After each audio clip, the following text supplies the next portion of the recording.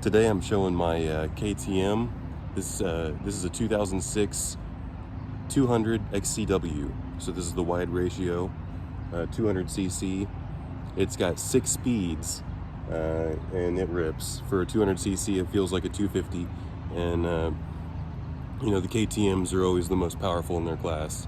And this particular one picked up last summer, and just went through it and cleaned it up.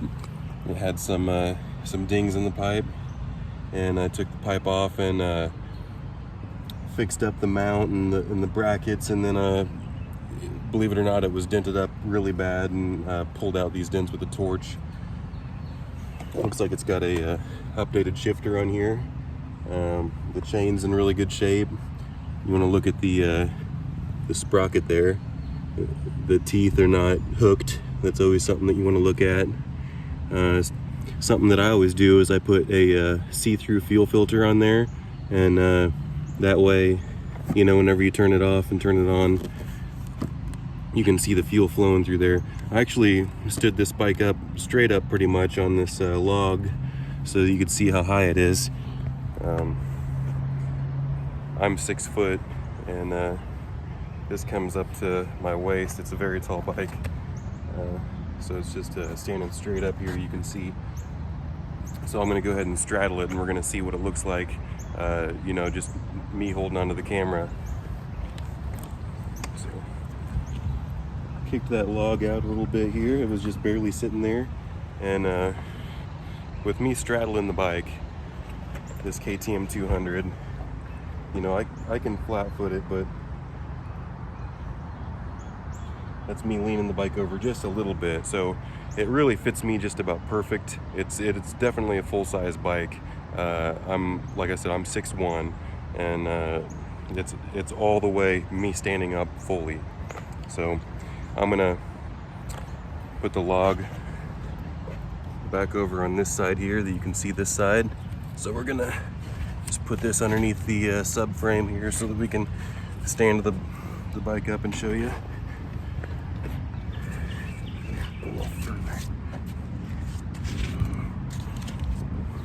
All right.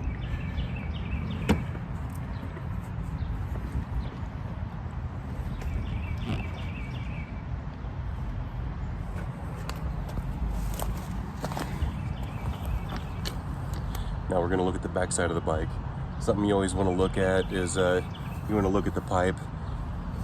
And I've done this multiple times, so I can tell you if the back of this nose cone is scarred up, or, you know, dinged, or, you know, out of place, or it looks like, you know, then the bike's been 12 o'clocked, you know. This one, probably not, you know. The subframe is also right in here, so a good idea is to get behind it like this, and you want to look straight on, and you want to see if the subframe is bent. So see if I can do that.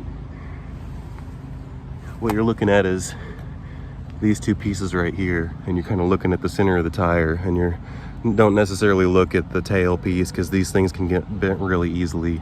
So you're just looking at, and they start way down here on the KTM, these aluminum subframe pieces. One thing that you don't want to worry about is this little tiny crack right here. All the KTMs have a little tiny crack right there, so don't ever worry about that. All of them that I've ever seen. One thing that I did to this one was, you know, a lot of times these Kickstarters, if you look straight down on it,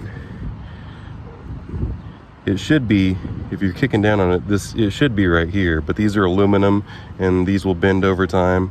So this was about twice the length, and what I do is I just chop it in half there, and I put this little piece of rubber hose on there, and then it fits really well to my foot, and I can start it up no problem with the little shorty piece right here. That's how I prefer it. Okay, going around on this side here, pulled some more dents out around there. You can see that I repacked the seal on the pipe there with some RTV. Put some new welds on the bracket there. The tires are in great shape. You can see the rotors are glassy smooth, no grooves, and the brake pads are in great shape. The seals look like they're in great shape. Fork legs, no nicks, no cuts, no nothing. Back tire's brand new. Same thing. You're looking at the rotor there. You're gonna look at the brake pads, and then, you know, if you can give it a shake and see if there's play, the bushings back here and the control arm can be loose. You know, you always want to check the brakes front and rear to make sure that they're tight, that the master cylinders are doing what they're supposed to be doing. And just like I showed you earlier, up there with the front gear, the back gear here, you want to make sure that all these gears look real nice and they're not hooked. When they're worn, these will get real thin and they'll have hooks in them. And another thing that you can look at is this adjuster mechanism is pretty far back. That doesn't necessarily mean anything, because you could take a chain out of this and then it could be all the way back forward and you could have a lot of adjustment again. So a lot of people don't cut their chain too short, because it's like, you know, measure twice, cut once. If you cut it too short, then you have to buy a new chain again. So you always want to use a little caution whenever you're putting brand new chains on or adjusting chains. So other than that, you know, it's in real great shape. You know,